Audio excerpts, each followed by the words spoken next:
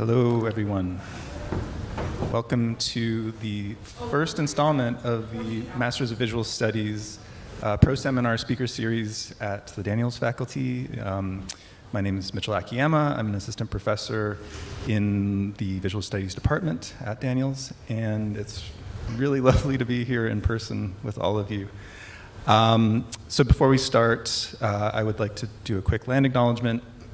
And I tend to not like reading from the university one, not because there's anything wrong with it, but it just feels like to not have any friction there is to just read off of a script doesn't feel appropriate to me. So what I did in my first class this semester was I asked everybody to, maybe it's a bit corny, but to close your eyes and to imagine a place, that land or a location that is significant to you. And I want you to think about how you arrived there, whether you're indigenous to that land, whether you are there by way of displacement, whether you're there as in a long line of settlers. And I just want you to be mindful of having arrived here. Maybe this is the place that you're thinking of or picturing.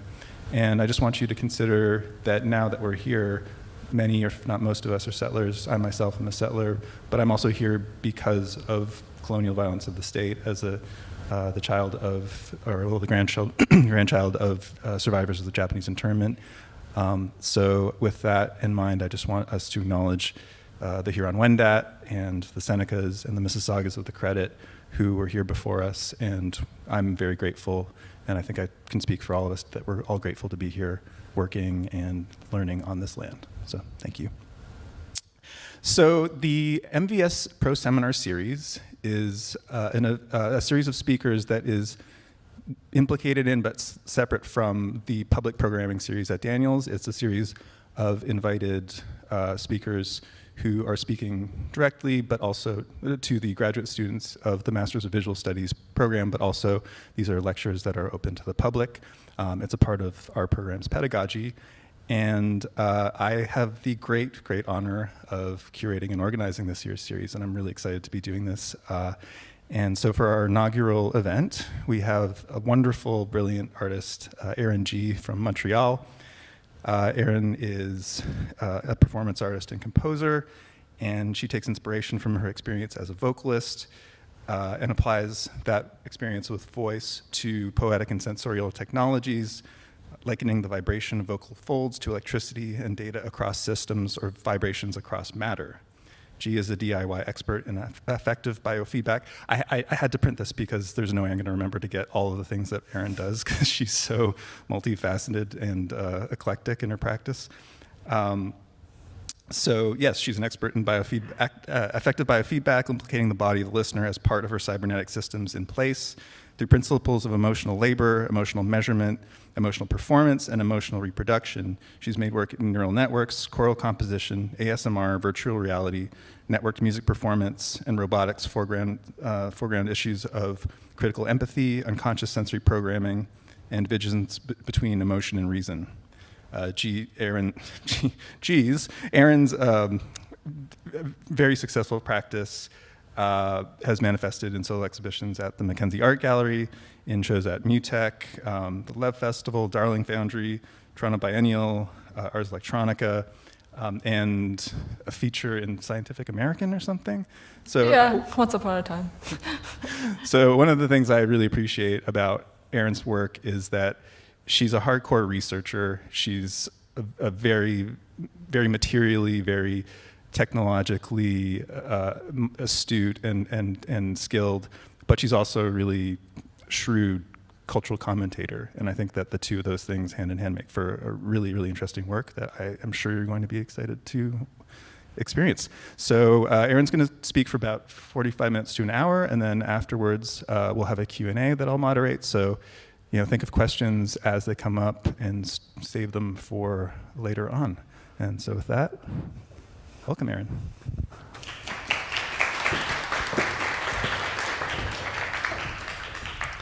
Thank you so much, everyone, for being here. I am so honored to be amongst all of you in person. Again, it really touches me, your presence here tonight. So tonight I'm going to be sharing some of my work, but also I wanted to begin by grounding this in, like, my conversation in a few concepts, because I make work that really, like Mitchell said, it's very eclectic. I have made work with interactive laughter yoga website. I have made robotics. I have made ASMR now, but everything is really kind of held together by this notion of emotional reproduction. Sarah Ahmed talks a little bit about why emotions are important and political and not just an empty vessel for whatever people kind of want to positively imagine. Emotions are material rhetoric, the gateway into the material world.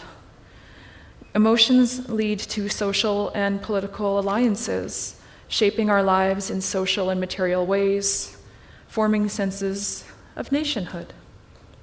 So in many ways, emotions, emotional habits, emotional performances are all part of webs of power and normativity. And so myths that we tell ourselves about emotion, I feel like it's my job or it's my work or what I'm inspired to do is to analyze my own assumptions about what emotions are and break them apart. Emotional labor shapes the emotions, desires, and self-identities not only of the recipient of emotional care, but also the person who performs the work. This is something that I thought was like very significant.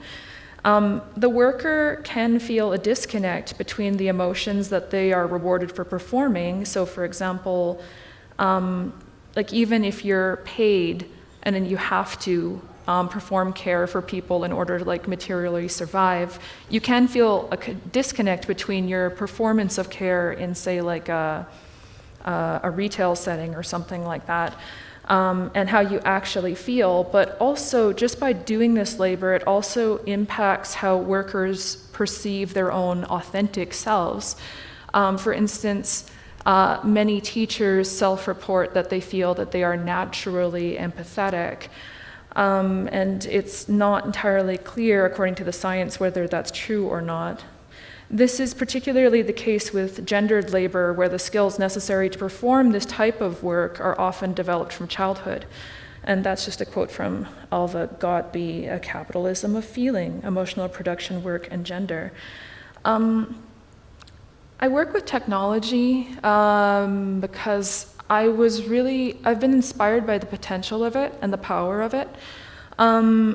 In particular, I feel like this practice of Mariko Mori that I encountered earlier on in my formation as an artist, I was really interested because there's like these costumes that she puts on that are like all about science fiction and inhabiting these personas. And in this series, not just the tea ceremony series, but a lot of photographs from the early 90s, she's often like performing subservient or care work for other people. And I guess that I've kind of caught myself there saying subservient. But she, when she was asked by an interviewer, all of your characters, they always look so happy. Why are they so happy? And she said, well, they're happy because they aren't real. And rather than take this very cynically, I actually took this an invitation, and I thought, well, she is actually making this unreal pleasure that can be very interesting. So I do want to say that even like as I'm going to unveil like some more techno stuff, that my work is not about the future. I feel really uncomfortable with this idea that someone would say that my work is about the future.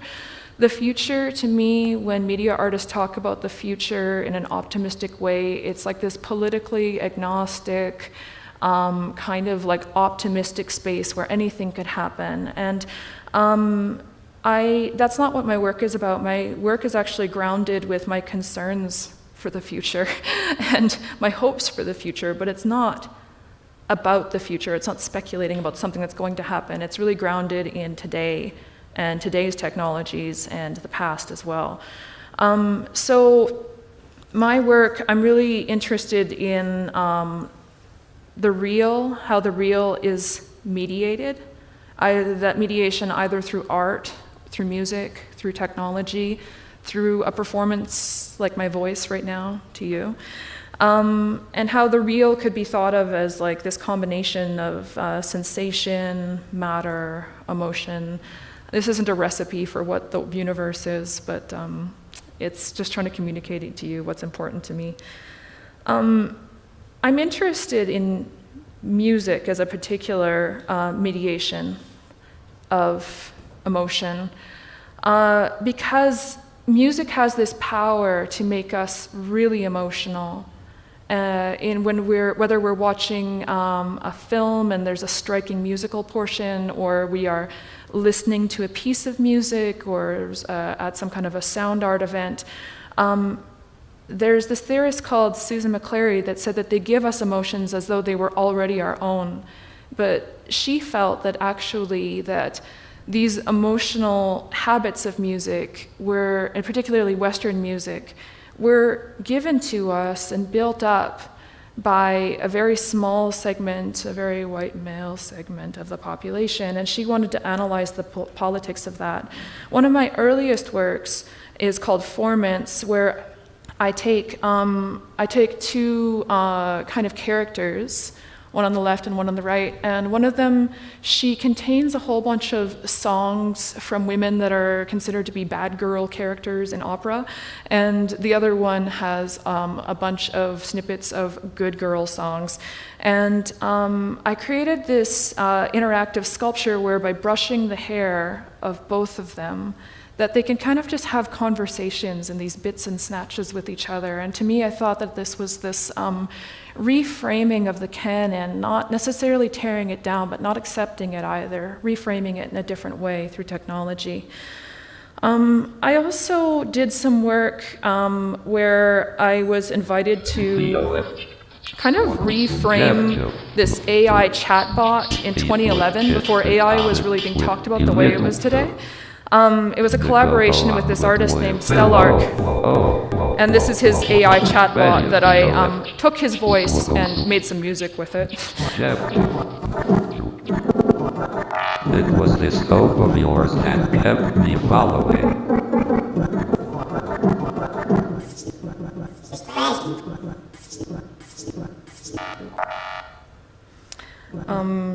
I can't fast forward this, but there's a kind of this, and you were singing me. there's these, it was performed in a museum, and these three heads are being kind of sat on by three different robots, and I'm moving amongst the robots, I'm singing amongst the robots, and this was another way of me just kind of like engaging with technologies that I didn't know how to manipulate yet, but I wanted to be in conversation with them. Already there was dirt on my hands, and I was thirsty. I'm just going to...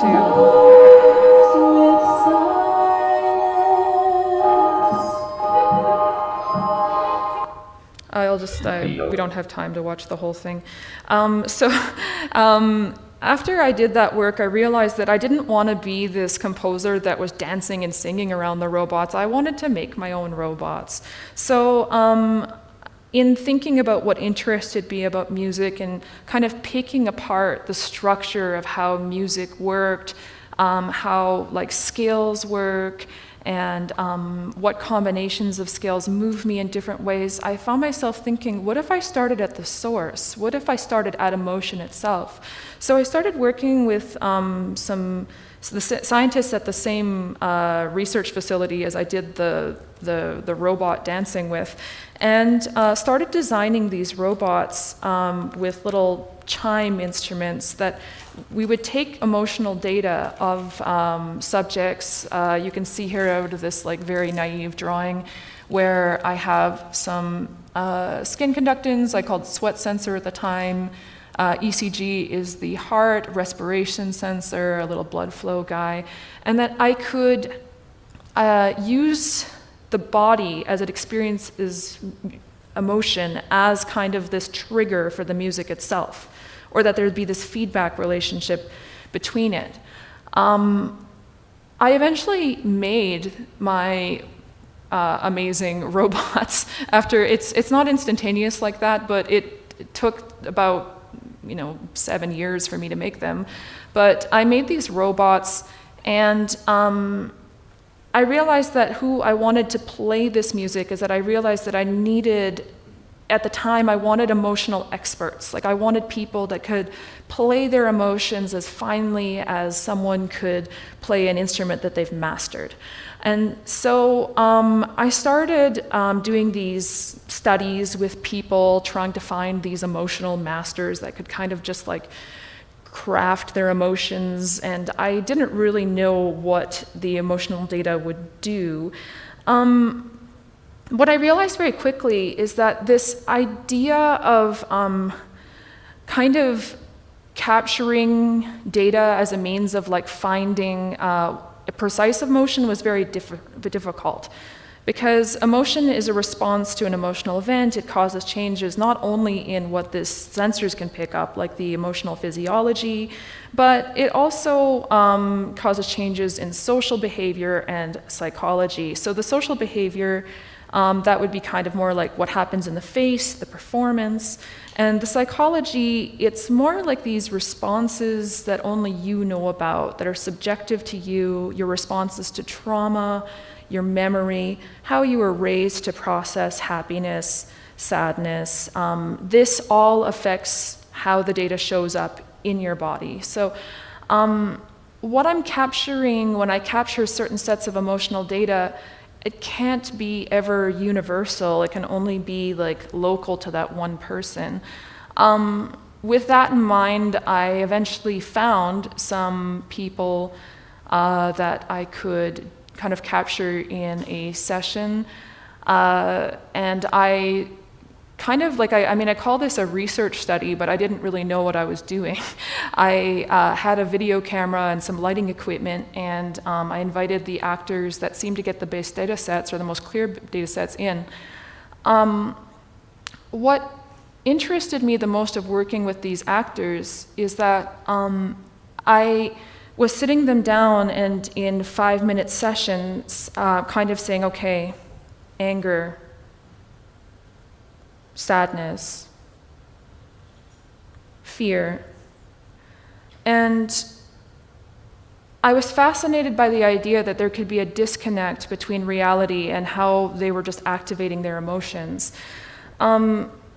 And also the fact that they were faking the emotions, but they were faking it so well that they were actually affecting the emotional data. So I had these sessions where I could say that they were, activating emotions, but I don't know, they were just kind of pulling them out of the air. They were maybe really sad, maybe really surprised, maybe not. They were doing it on purpose.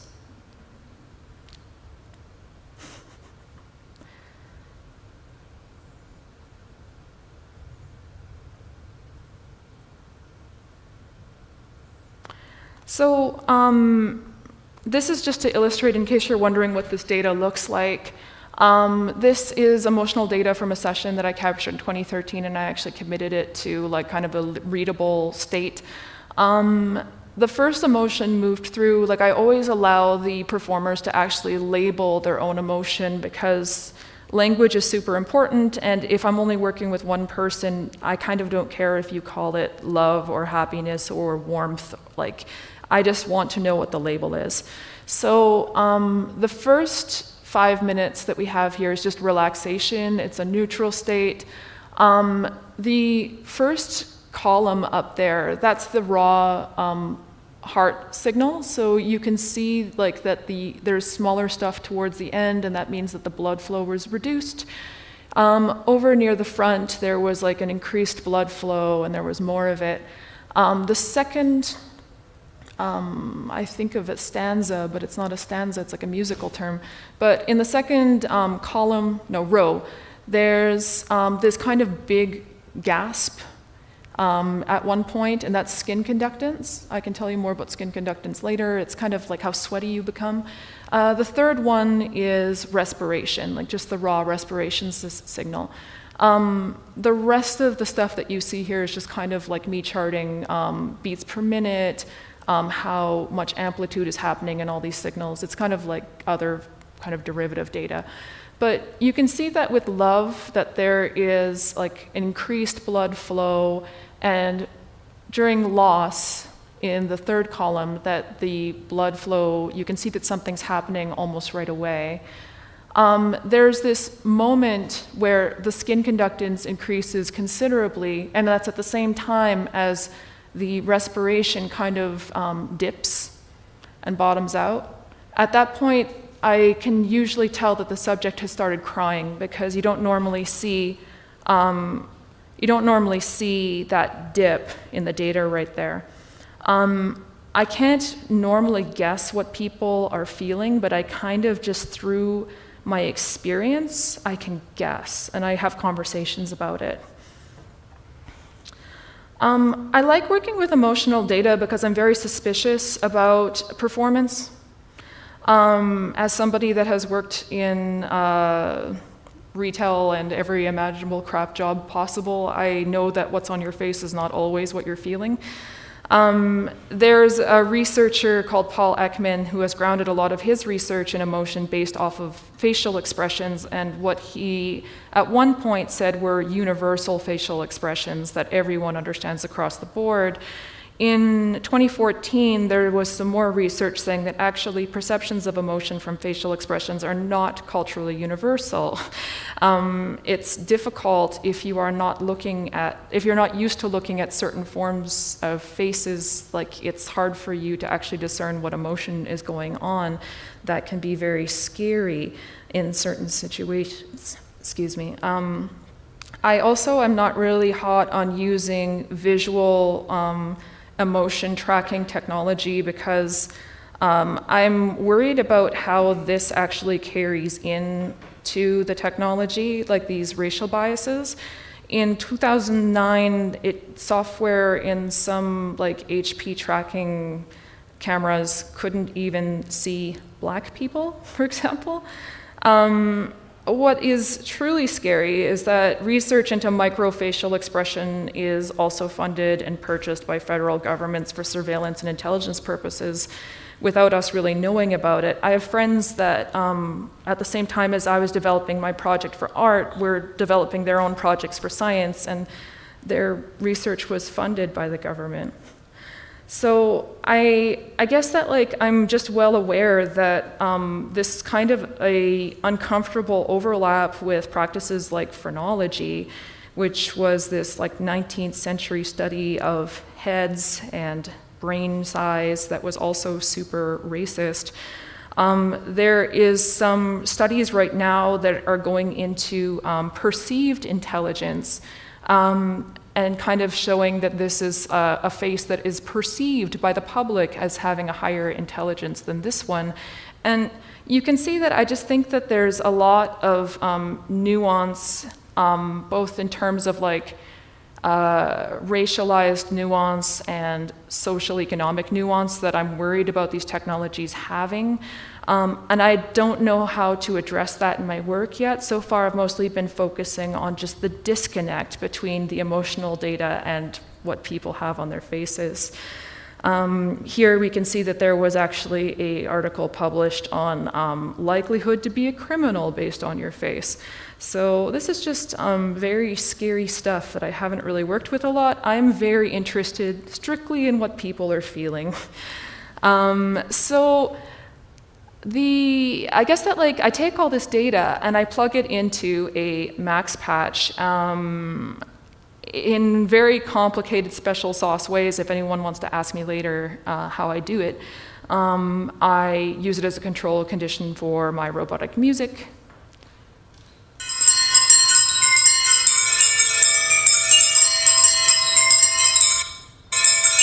I won't be able to move ahead. This is going to give you a lot of information that you've already heard about the process and stuff like that. But what's nice about this video is that it shows the robots actually moving. I'm going to just click ahead. I'm just going to say that like the robots do actually move around and dance and spin and stuff like that. But this one will actually maybe be more illustrative of the emotional differences themselves.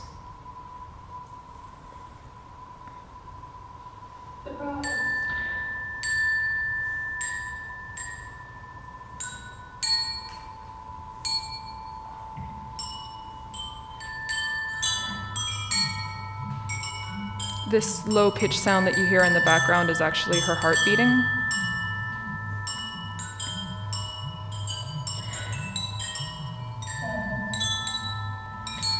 The music gets a little bit lower and more active in this part.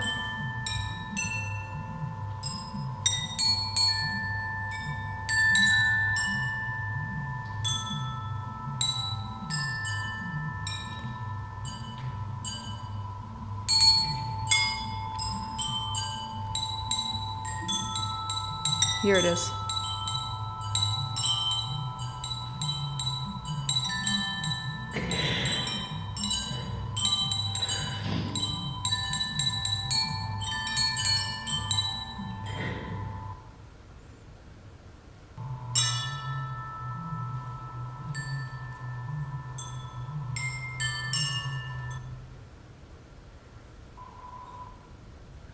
So based off of this work, like I've been working at this for like 10 years now, but I've kind of gotten over the robots, and I'll talk a little bit more about that in the next bit. But I just wanted to show some of where this work is going, is that I've found in my experience and even logically that the use of AI to categorize and get the data better analyzed is like a very normalizing kind of gesture, but it's very hard to get like, actual data sets the way that I want, but I actually have been working with Laurence to get data sets only of her.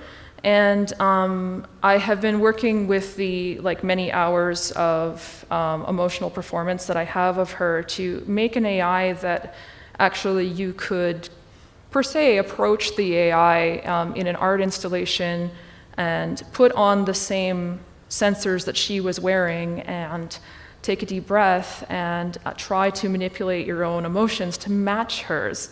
And if there is kind of more of a clear match, then the AI will actually mirror back at you what was happening in her physiology at that time.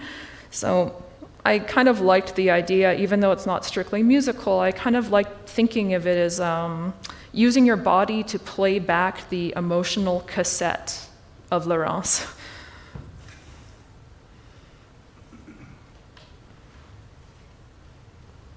After working with the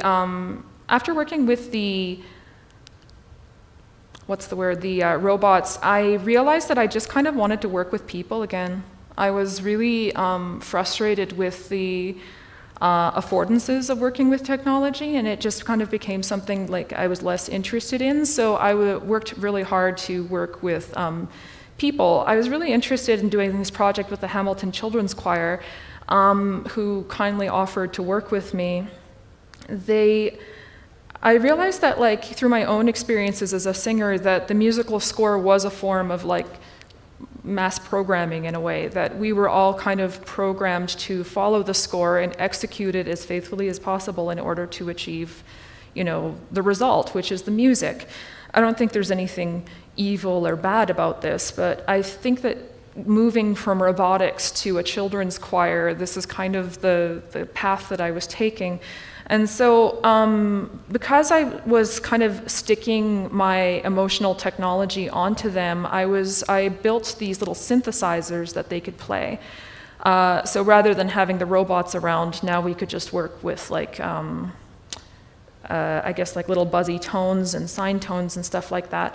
So the way that I made the score was very different. It was a combination of more traditional note making with kind of symbols that implied the biodata. You can see here that there's notes for if you see a sweat burst reflected in the technology, then you can make a noise.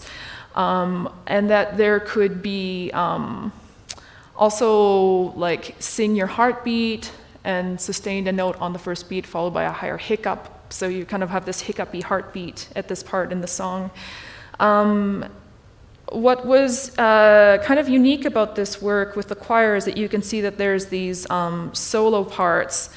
And I guess that what the solo is, you can see here, it says, for singer and sung biodata, soloist improvises a sung memory in the manner of their choosing. Non-soloists, watch your biosynth device for illuminated GSR bursts and or heartbeat, but like in other solos, literally the biodata and the kind of empathetic reaction of the choir to the story of the soloist would be kind of the fabric of the song. So I was really interested in composing with empathy and using storytelling rather than having this like actor who was going to kind of invent emotion and structure emotion very like technically. I was interested in putting that technicality into a score and using empathy as a trigger for having emotional events occur. So here's a little bit of Song of Seven. You can hear these little bee noises, that's their kind of sweat bursts. And my parents told me that I was moving halfway across the world, from Belgium to Canada. I was scared, sad and happy at the same time. What if I didn't make any new friends? I would miss my friends back at home so much. I was 6 years old. So this little chatter in the end, they're nervous because they're about to all sing. So that was what that was.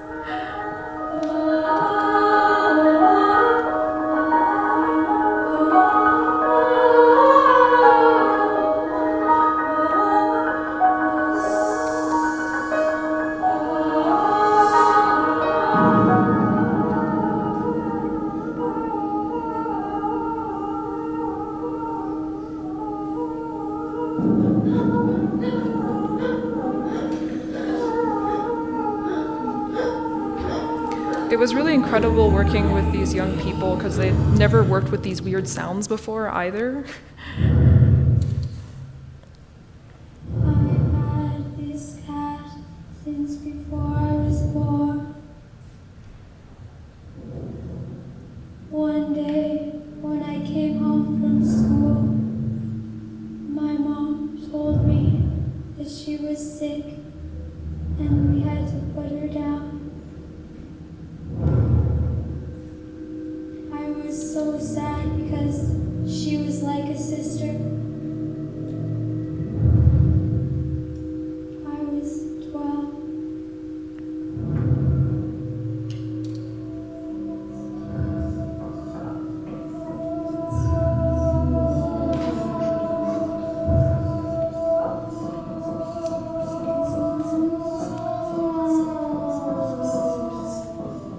So the stories that that the children tell, they ranged from like, you heard that there was someone who was worried that they were moving to Canada and it was going to be very scary for them. We also had someone who their cat had died. The next solo was someone who she really, really wanted to win in the science fair and she only got second place. And then there was one about someone kind of having this bittersweet relationship to the fact that he was in grade 8 and he was leaving his elementary school and his favorite teacher was also retiring. So I am not interested in this work in like activating the strongest emotion of like trauma, which is what a lot of people kind of think when I want like a big emotional event, because I found that I could find really sweet nuances and gray zones and like kind of, you know, not all the emotions and what we think of as emotional moments have to be this kind of stuff. In 2016, I had these very simple devices for making the musical tones, but since it's been updated to like this really like sleek device in 2022, in Barcelona this year, as part of IZEA,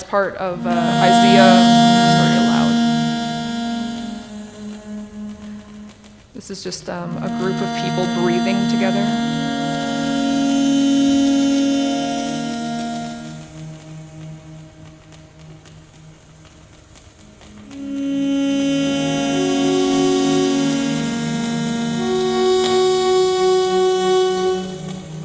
The clicking sounds are kind of moments of emotional arousal. I felt like they were actually emotionally triggering each other.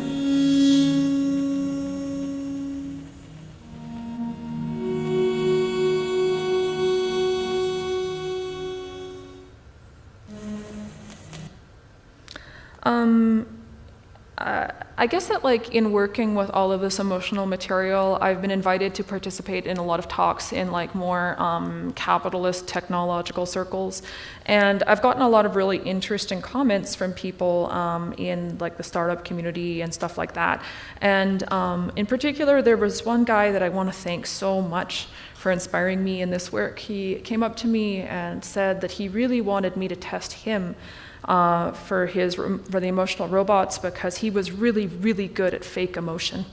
And I thought it was a funny thing to say and be proud of, but I thought to myself, no, you probably aren't, because I tested 10 professional actors and not even all of the professional actors were able to do this. Like there was only like 2 out of 10 people that I tested that were actually reliably able to do this. But I wanted to make something for this kind of a person who just wanted to try. So I made Project Heart, Holographic Empathy Attack Robotics Team video game. Basically, I used my emotion biofeedback system as a trigger in a satire video game set in a future where I guess that like you're fighting in a war that's very ill-defined, and what you understand is that in this war, the weapons are so advanced that the chances of the army being hurt or killed are very low. However, the biggest danger is that they become depressed. So the army has a technological solution for everything, so they created a pop star to entertain them while they're on the fields, and you are playing this VR pop star. Part of this was also a response to the time virtual reality headsets were being sold around 2017 and 2018 with this idea that they were like a really empathetic technology. And so I thought, well, let's put this to the test and see. In this game, if you feel any kind of emotion at all, whether it be a strong negative or a strong positive emotion, my device is going to pick it up and turn it into a joyous song that is going to inspire your troops to keep on slaughtering the other side. So you can kind of choose how you're going to play, whether you're going to kind of take this as a ridiculous war game satire and try your best to cheer on your team, or not emotionally react at all to this very overstimulating video game environment.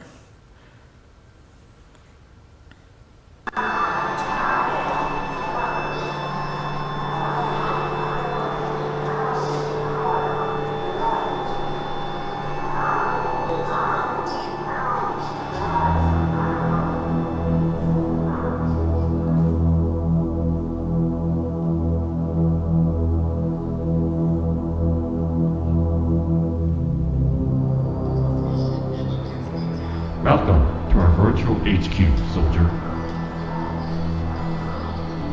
You have been invited here to take parts in a new frontier for pop music and military technology. Here, in virtual reality, you will be contributing to a process that we have called emotional combat. We are here to test the theory that VR is a truly empathetic technology.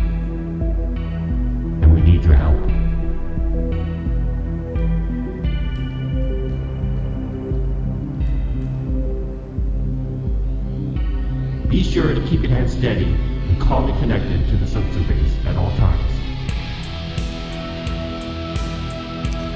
So in this interface, the best way for you to understand if your soldiers need help is that they start saying more and more pessimistic things on the battlefield. If they're feeling really good, they say very technocratic, technophiliac things.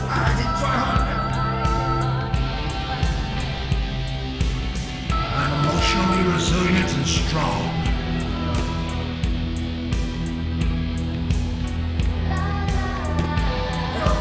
Help, I don't feel anything.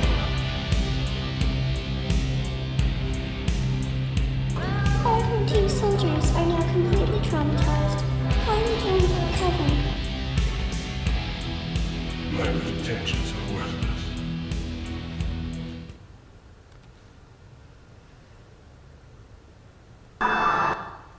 So in my more recent work, in the last half of this presentation, I kind of realized that I have now kind of worked with these emotional experts that have used their own internal psychology to activate emotional states. I've used empathy as a form of like storytelling and as a way to like kind of get different emotional rises out of people.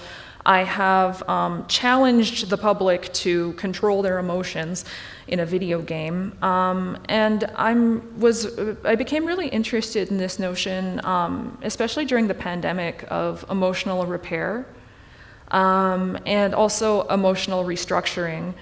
I became interested in ASMR because it's this online thing that I can tell you a little bit more about, autonomous sensory meridian response.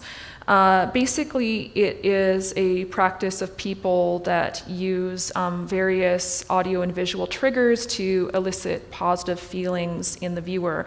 It's mostly an internet community, and it's really been developed very hierarchically through social media and mass media. There are no like canons necessarily to follow with ASMR, and anyone with a webcam and a microphone of some kind can try and contribute. These are things that I find really inspiring about ASMR, so I've really dedicated myself to understanding ASMR very thoroughly.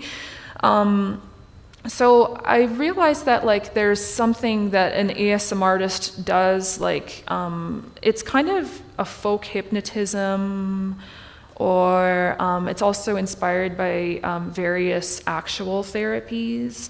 And it's kind of, for me, I think of it as a way of organizing attention. Like, I'm giving you attention right now with my voice, but I'm also giving you like very gentle, soothing content that you could passively pay attention to or not through my hand. And for some people, there are particular triggers that actually elicit very clear physiological responses. So the autonomous sensory meridian response is actually kind of like a tingling feeling, but some people get like feelings of hot and cold. There are some people that don't get the tingles, but their heart rate slows, and there are different forms of sweat release associated with this. What's really fun is that I've gotten used to scientific literature, so I can follow it in this way. I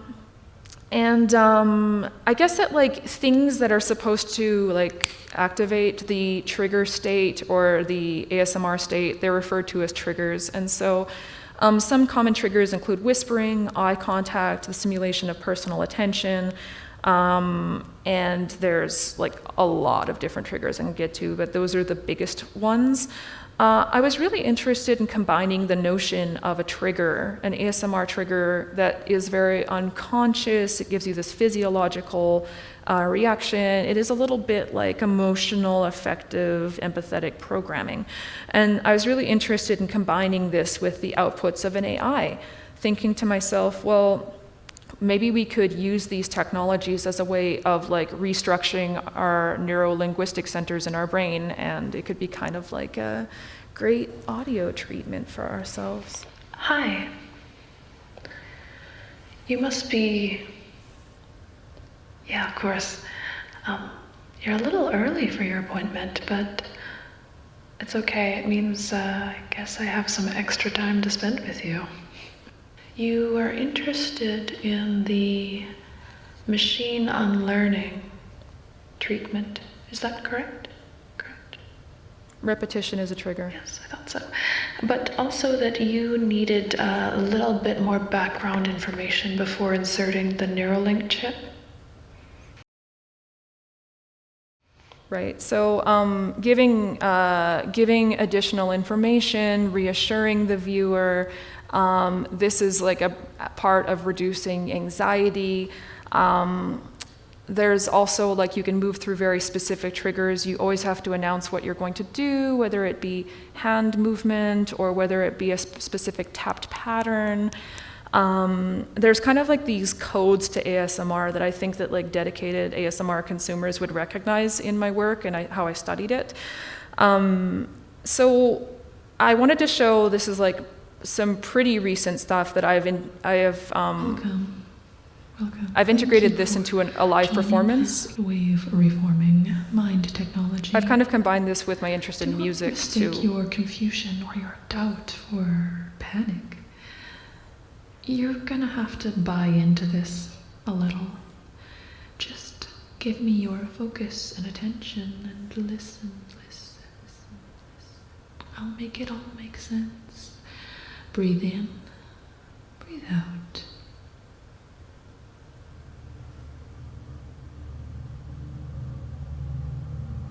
There, just enjoy the sound of my voice, the material of it.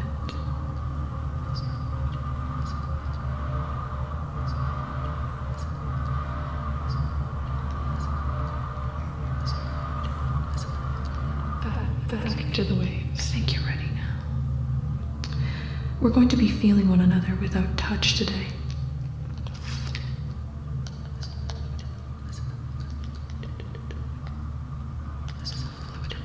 Or rather, my voice is going to be touching you, or our voices will be touching one another. Imagine we share the same voice.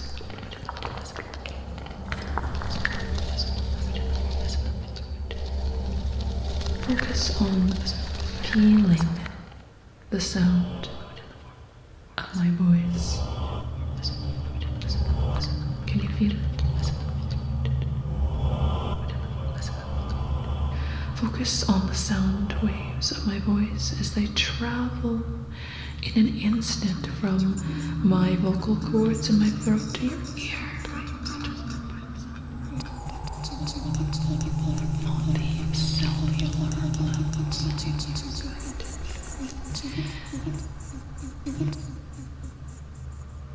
The sound waves just feel good.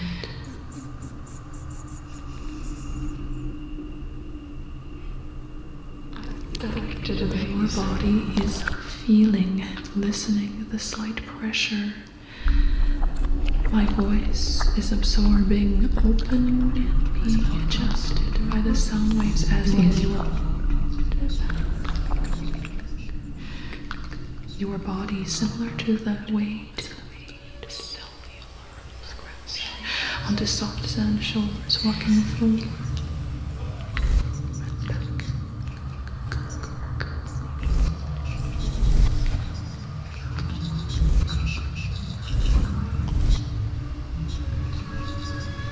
These waves compromise your objective position.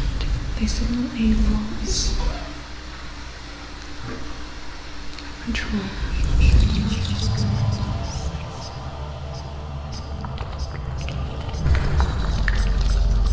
Back to the waves. To losing control with me.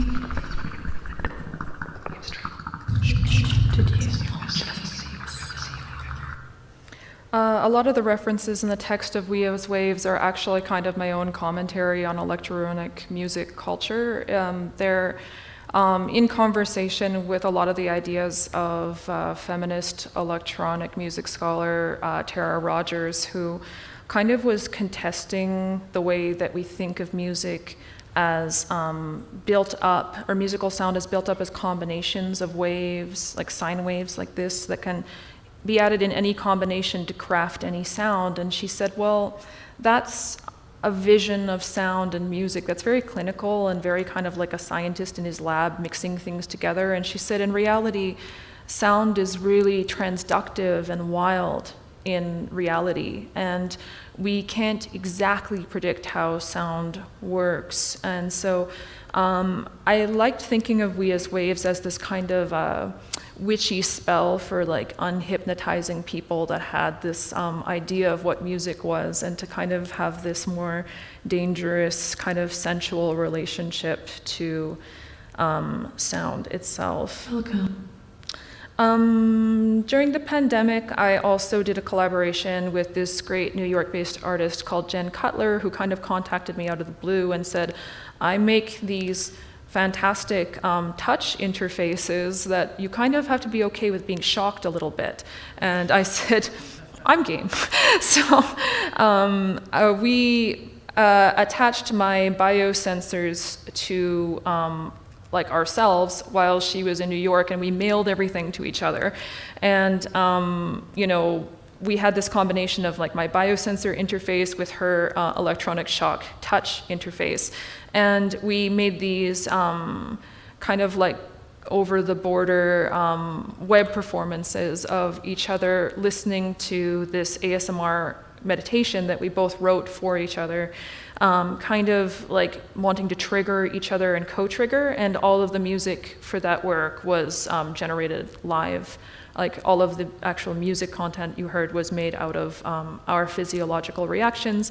The actual image that you see here is this kind of magical zoom green screen of my hand. You can see kind of some of the technology here strapped to me and Jen's hand. And whenever there would be a strong skin conductance event, like our hands twitch a little bit. So that was some of my pandemic stuff. Finally, I just wanted to talk very briefly about Audio Placebo Plaza, which was another kind of like post-pandemic artwork. Can music give you what you need? Does sound have the power to process complex emotions? Can placebos help? How are you today? I'm Erin. And I'm Julia. How are you and today? We're here to offer a kind of help with Audio Placebo Plaza. For 1 week, we offer everyday people customized positive messages, audio creations, healing frequencies, binaural beats, ASMR, and more from June 11th to 16th at 6835 Rue Saint-Hubert and on undefined.fm. This project is produced by Undefined Radio and co-presented by Swami Pearl Popolo and CKUT. So Audio Placebo Plaza is this new collective that was formed consisting of me and my friend Julia, who is an artist and also an actual hypnotist, and Vivian Lee, who's really interested in intersections of sound with Chinese medicine. And well, what you see is what you got. We opened a Subway sandwich shop of healing music, and we invited people to come take appointments with us in our Audio Placebo Plaza and take kind of half-an-hour appointments to really kind of just ask people what was bothering them and what we think that we could heal them with a placebo. And we worked on it together. As soon as we kind of got to the bottom of how we could heal you with our shared expertise, we did some audio placebo excellence together through collaborative, like super horizontal things. Sometimes we'd be working on like, you know, 4 placebos at the same time. We would often like be balancing things like script writing, performance, making the actual music for these things, and you would have your audio placebo in less than 48 hours. Is there time for me to listen a little bit to an audio placebo? Okay, I'm not sure. Oh, this one was for Nicola, who said that he wasn't quite sure what techno-feminism was, and he was very suspicious. So we made a placebo to help him get more cozy with it. No objects, spaces, or bodies are sacred in themselves. Any component can be interfaced with any other if the proper standard, the proper code can be constructed for processing signals in a common language. A Cyborg Manifesto. Science, Technology, and Socialist Feminism in the Late 20th Century by Donna Haraway. It's kind of like a bedtime story. A cyborg is a cybernetic organism, a hybrid of machine and organism. A creature of social reality as well as a creature of fiction. Social reality is lived social relations, our most important political construction, a world-changing fiction. The cyborg is a matter of fiction and lived experience that changes what counts as women's experience in the late 20th century.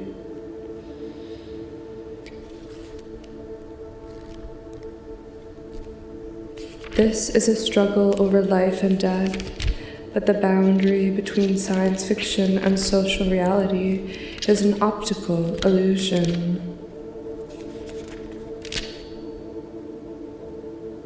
I am making an argument for the cyborg as a fiction mapping our social and bodily reality as an imaginative resource, suggesting some very fruitful couplings.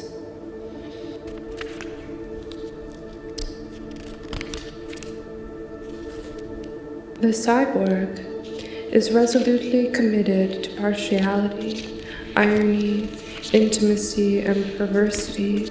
It is oppositional, utopian, and completely without innocence.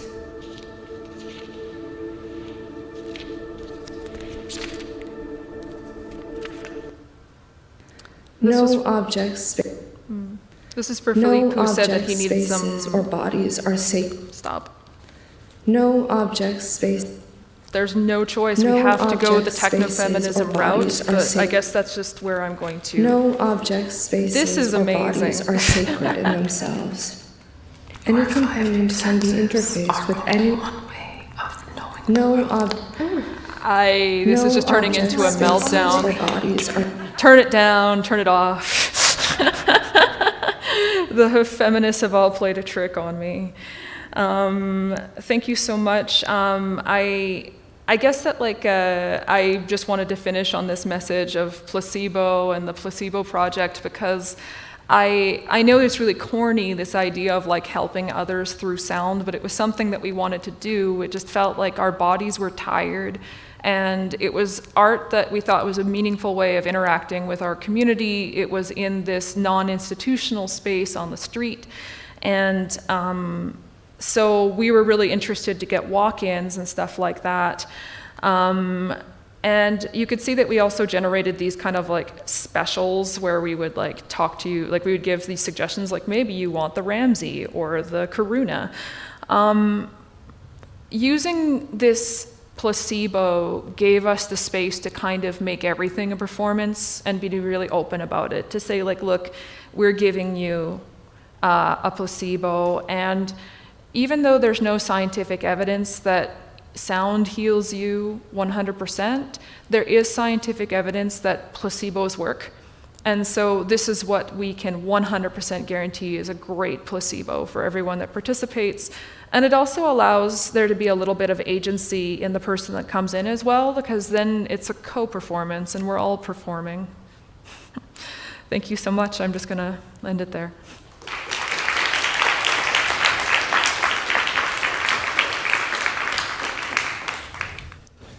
Thank you so much, Erin. That was weird and wonderful and awesome. I hope you're all brimming with questions. I'm going to be selfish and start out by asking one myself. So I was noticing that a lot of the technologies you deal with, in the sort of practical application of them, they're supposed to be revelatory. Like, we didn't know about this thing until we monitored emotion, and now we know something definitive about sadness or whatever, like where it is in the brain or on the skin. Mm-hmm. And so a lot of your work like deliberately messes with those mappings. So, like mapping emotion to an actuator that hits a tube to make a pitch or something like that.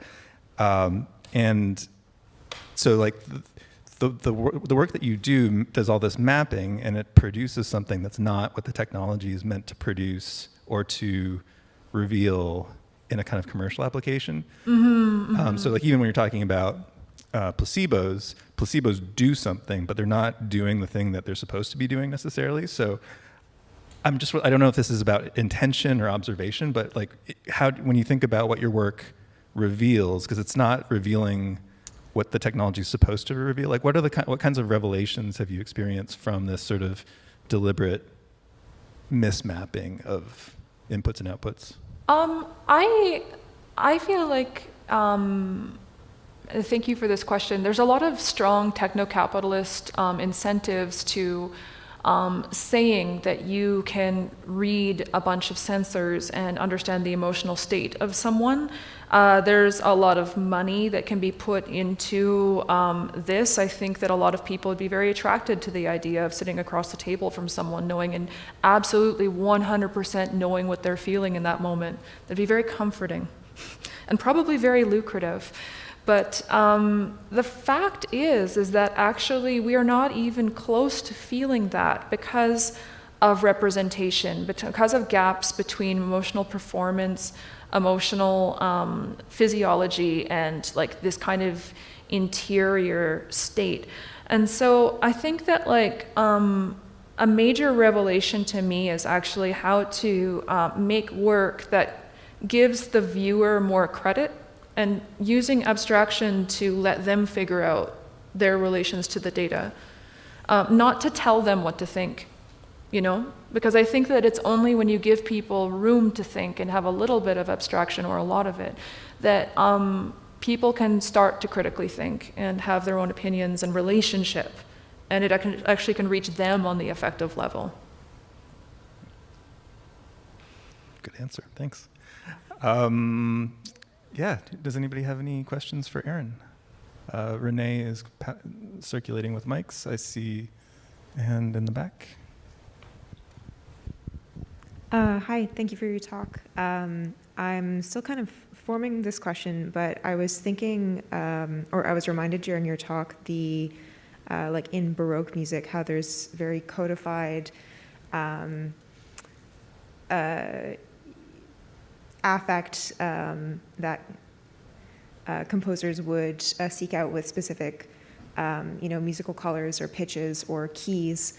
And so I'm curious if in your composing, when you're taking this input of emotional data on a physiological level, if the output in sound is going towards, a musical language that's kind of personal, in like a corresponding pitch to a corresponding affect or emotion. Mm-hmm. Yeah, I think that when I first started, I wanted to do that. Because remember that I was making robots, and this takes years to accomplish anyways, so I had a lot of time to think about it. And what I realized was that there was something kind of like hilarious about the idea of plugging someone into a robot and him laughing and like suddenly like Bon Jovi coming out of my robots or something, but and then somebody crying, and then like some other sad like Philip Glass or something comes out. But I realized that then I would be doing kind of what Mitchell was talking about, is like what we discussed with it's that like by telling people what to think, by going into these tropes, these musical tropes, I'm actually like kind of like gaming the system in a way that I felt wasn't going to teach me anything at all, and nor teach anyone there at all, because like what's important to understand about emotion is that what you're talking about with like the emotional data is that it almost doesn't exist.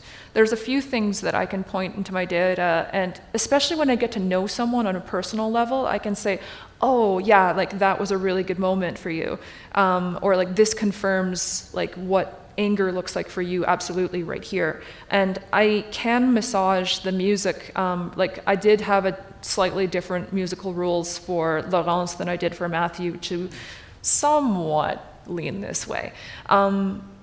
Even in terms of like musical cultural universals, the only universal really that exists absolutely everywhere outside of like the Western colonial project of making everything Western colonial music.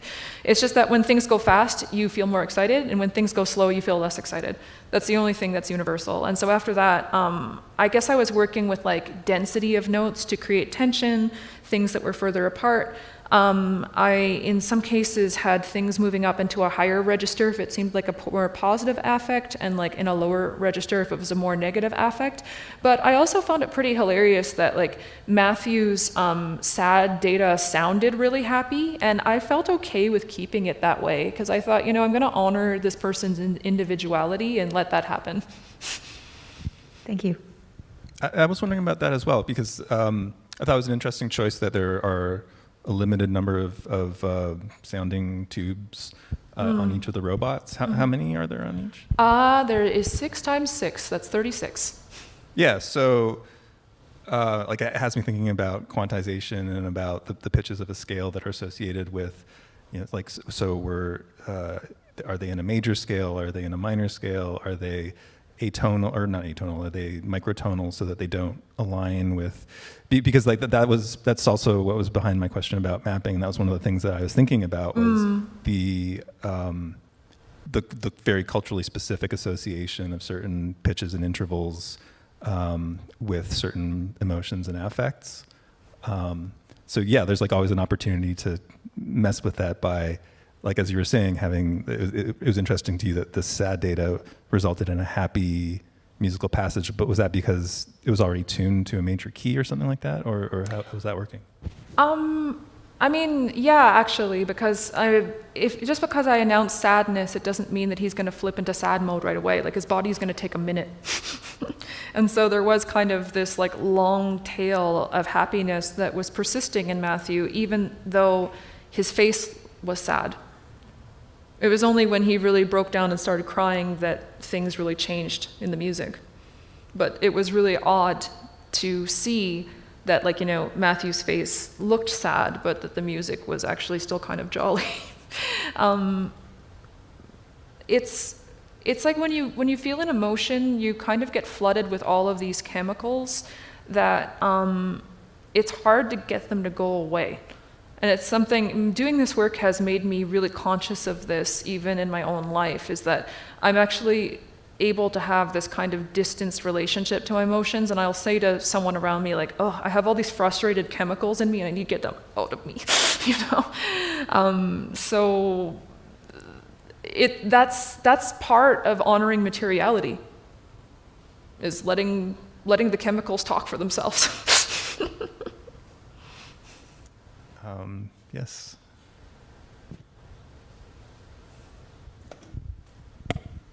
Hi, thank you so much for your talk. I don't know if this is a question so much as just a random thought or observation, but something that I've, I guess, been investigating within myself within the last couple of years is trying to feel my emotions without labeling them. And I've been doing it a lot more recently, and something that I've been noticing is that when I just sit with the underlying emotions without trying to say, I'm feeling sad, or I'm feeling angry, or I'm feeling grief, or happy, or joy, whatever it is, that the feeling I get with the emotion, regardless of, I guess, which label I put on it, it's kind of the same feeling. That's really powerful. Yeah. And that's something that, when I was labeling my emotions, the feelings would always then correspond to that label. And I'm just wondering, like, if that's something that, like, you've worked with at all, is kind of, because you were referencing this earlier in your talk, is this, association between language and emotion. Mm-hmm. And I really do feel that language does have a direct impact on the emotions we feel. Yep, I hate to always just like defer to Western science because like it's not the only answer, but I can actually tell you there is a specific scientist working out of Boston. Her name's Elizabeth Feldman Barrett that is totally on board with what you're saying. And she's written a book about it. And basically what she was doing is just trying to add nuance to a lot of these more positivist scientific experiments, that because there's this field of affective physiology, it's like the holy grail is to have this, like, here's the sad mode, here's the happy mode. You could make so much money if this were true. And she was kind of saying, like, you know, no, this will never work because of language. Because we react physiologically to our mental model of how we think the world works, and everybody has a radically different mental model. Some of us were given books that told us that happy meant yellow, meant when this happens. And some of us started crying, and our father would say to us, no, you can't cry, you're not allowed. And so that trains us to have different emotions and different relationships to our emotions, often reflective of gender, class, even just like survival.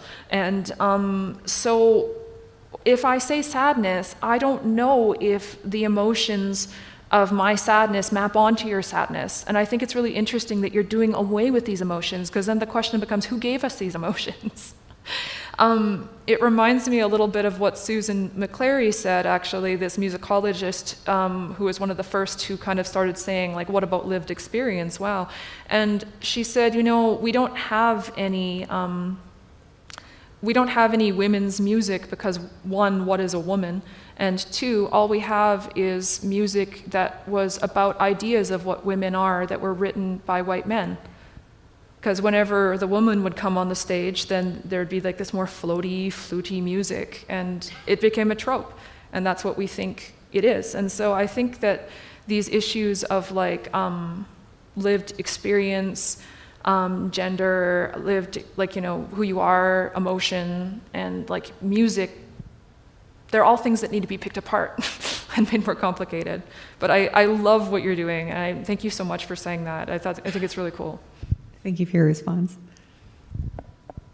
I know that we both have a shared fascination with this guy, Manfred L. Eaton, who created this, who allegedly or said he was coming up with this thing called biomusic that would involve electrically stimulating the brain to produce specific emotions in concert with stimulating the oral cortex to create musical experiences. And so that has me thinking about how, like, I've always been suspicious that you, like, if you, how can you possibly control somebody's emotions in a way that like, 'cause I'm assuming that he was assuming that everybody would feel sad the way that he felt sad in this particular passage of the music. So I think that there's something really profound there about, like, I don't know whether it's linguistic or pre-linguistic, but that emotions, as you were saying earlier, aren't universal, but we just desperately want them to be. Yeah, it would be very comforting. You know, no emotional confusion. That sounds wonderful. And profitable. Yeah, well, Manfred Eaton, it's interesting because he invented the term biomusic in the I can't remember when biomusic was written. It's probably 1970, I'd imagine, around there. And he was kind of a weird guy because he wanted to make music and he kept saying the word music, but he also kept on saying control. And he also seemed to be bragging in this little tiny book you can download on the internet that if he had enough resources that he could probably just give someone a heart attack. And so a lot of his research was also like really subsidized and funded by the CIA that were super interested in this technology. And like so much other biomusic that really got enshrined in history, there was a huge focus on the brain. And I think that there's like political and historic reasons for why like the brain seemed to be the secret for unlocking, you know, the mysteries of the human being. So much so that there were actually some biofeedback artists that just got completely written out of history, I think, because they just weren't interested in brains. All of the heart sensors and respiration sensors and skin conductance sensors were considered sidekicks. So that's why I don't really work with brains. I think they've been thoroughly developed by others. Other questions? I saw a question. Yeah. Oh, yes. Yeah, first of all, thank you for a great lecture today. This was actually my first proper exposure or like introduction to new media art, so it was quite inspiring. I find it really fascinating how you made a conversation about technology that didn't really center on intelligence, but rather on emotions. And I was curious if there's like a particular reason why you chose interactive new media art as a way of expressing your art. Like, is there something like you can only achieve through this genre that differentiates it from other styles of art? That's such a great question. Sorry, I'll let you finish. Sorry, yeah, just one more. Yeah, because I think about that a lot now, actually. Because I look at some of the work of my friends that it's absolutely amazing and I love, and I was having a conversation about this last night, is that I don't really think through pictures. I really get excited by like phenomenological potential and performances and giving performances to other people, to asking people to perform. And so I think that's why interactive work is kind of like me imagining a performance for someone else and giving them the tools to do that. I have made a few image-based work, but they're scores, they're musical scores. So I can't say why it's like asking a tree why they're a tree. It's just what I am. I see. Okay.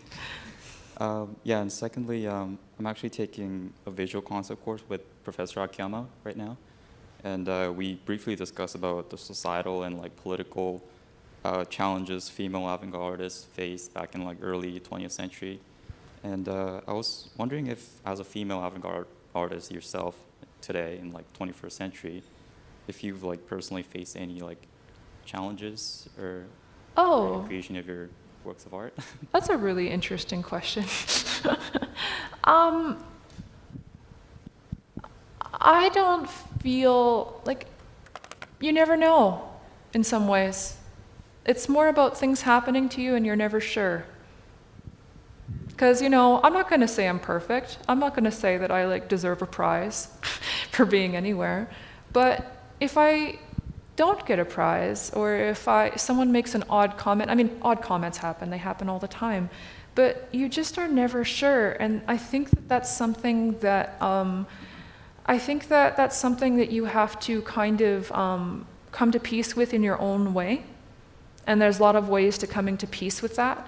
I think that I could give you a lot of responses about loads of sexist things that have been said to me, and like things. I remember at one point in my career, someone had said to me that I was only getting gigs because I was sexy, and stuff like that. And that also plays with your self-esteem too. And you kind of you think, because like I'm sensitive, and I think about it later. I'm like, wait, is it true? Is the world so shallow? and you never know. But also, I have to say that like.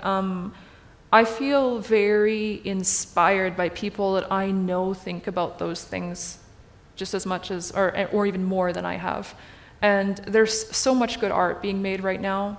And I feel really excited, and I look at the work of other people, and it makes me want to be better.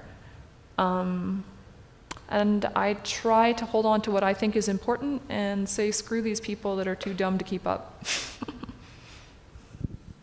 Thank you. Yeah. Okay. At the back. Sorry, I have the mic. So, hello. This is very weird. I don't know where you are. I'm here. Oh, okay, thank you. Sorry. So I'm actually not in the visual communications. I'm in architecture, so this is all new to me. It was a great presentation either way, so thank you very much for it. I was just looking. What struck me about your presentation the most, I guess, was the Barcelona breathing exhibition or performance that you did. Can you speak a bit more to it? Or like, you spoke a bit about how like just the simple act of breathing together, the actors kind of started making their own kind of composition in the background that kind of like spurred like little jumps. Like, what was that experience like? What did they say about it? I mean, I got nothing but praise from the people that communicated with me. I mean, they're not going to say if it was a bad time, probably, but I got a lot of positive comments. I think that what I noticed, or what people told me, because I have very little documentation of that show. I just have, like, someone happened to grab that cell phone thing, and I knew them myself, and that's why I have it. It's just like a grainy little cell phone thing. But what this audience member said to me that I thought was super interesting is he said, you know, because they weren't like paid performers, they were just people in the audience. And wow. He said, you know, there was this one person who was so into it, and every time the camera was on this person, that they were really just like in the zone and like super inspiring. And then there was some other performers that were just kind of like looking around. And I guess that the person's comment is that they said it was kind of cool, actually, because I think if they were all super into it, or if they all had the same relationship to the technology, that like it would almost seem like kind of cultish. And I guess that they were saying that like they really enjoyed wondering about the personalities of all the different people, because the way it was set up is that they were kind of set up in this panelist position, but at the same time there was a camera that would sometimes get close to their face, and their face would get projected really large. And so I'm into that. I mean, everything's an experiment for me. I'm not really ever sure if what I'm doing is going to work. I take my best guess and see what happens afterwards. I've just been wanting to give things space lately. Breathing seemed like enough. Thank you. I think we have time for maybe one or two more questions. This person in the plaid shirt in the back has been very patient. Thank you. Oh, I'm not used to a microphone, so it's kind of weird. So yeah, thank you for your talk. It was really nice. I'm also in your visual concept course as well, professor. And my question is kind of like complicated to answer, or I think it's complicated, I'm not sure. But, you know, I'm coming from an engineering background, and I guess I was wondering what frameworks or design processes do you have using the technologies that you've like employed in your artworks? Because I've had experience with the design process for stakeholders, right? And that's, you know, using the technologies for capital, which is quite different than using these devices for the purpose of art. And so I was wondering, is there like a difference in the way that you try to iteratively go through the process of making them, or anything like that? Yeah, I really appreciate that you asked that question, because I'm 100% involved in the technology of my work, and nobody ever asks me these geeky questions. I have to say that not knowing what I'm doing has been sometimes helpful, sometimes awful. I actually don't know a lot of what you meant when you asked this question, because it's using a vocabulary that I don't use, but I can tell you what I privilege in my design. What I privilege is, like, I need to privilege the user experience 100%. There's a lot of things I can't control, but what I can control is that if the sensor is on the verge of breaking and someone's scared about using the sensor, I'm never going to get a decent emotional reading out of them, because it's going to make them nervous to even use my devices. My devices need to look like if they got fallen off of a building, they would still survive. And they often do go through that kind of stress in an exhibition. Designing for an exhibition is completely different than how you would design for a user, I think, because you have to have considerations like, is it easy to turn on? Is there like no rebooting process?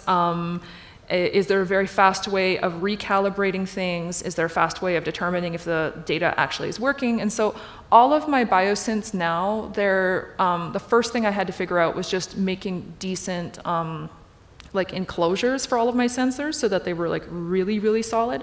And then I have moved towards the teensy microprocessor rather than something on a Raspberry Pi or even something that connects to a computer, because if I'm going to be doing group experiences, which is what I'm super interested in, is like how we kind of have a hive mind emotion rather than just one person's emotion. I do not want to wait for things to boot up. I just want them to turn them on and that they're going to be on. And that's why I like these synthesizers. In terms of like deliverables, I mean, you have a show and you have to work towards it. Ideally, your technology is ready a month before the show, at least. I don't know how many more tips and tricks. I feel like this is a whole other lecture I could give to be like, hey guys, do you want to build something? Yeah, I know it's kind of like a difficult, loaded question. I love that question, though. Such good questions tonight. Yeah, truly.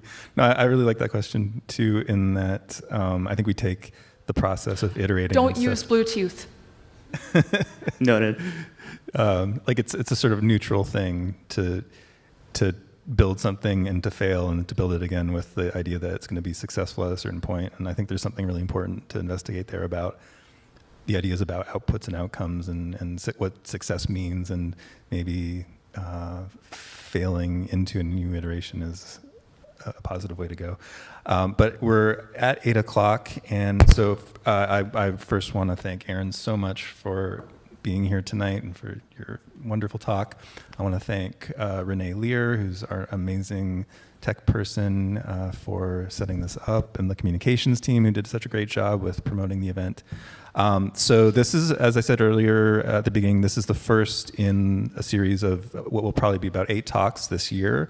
For the rest of the fall, we have, our next talk is from Alison Kobayashi on October 11th, and then Olasai Ogunlaisi is coming on October 18th, and then Cheryl Sim is here November 29th. So thank you so much for being here, and hopefully I'll see you. I know I'm going to see some of you at the next one for sure, and I hope I'll see the rest of you at the next one as well. Thanks.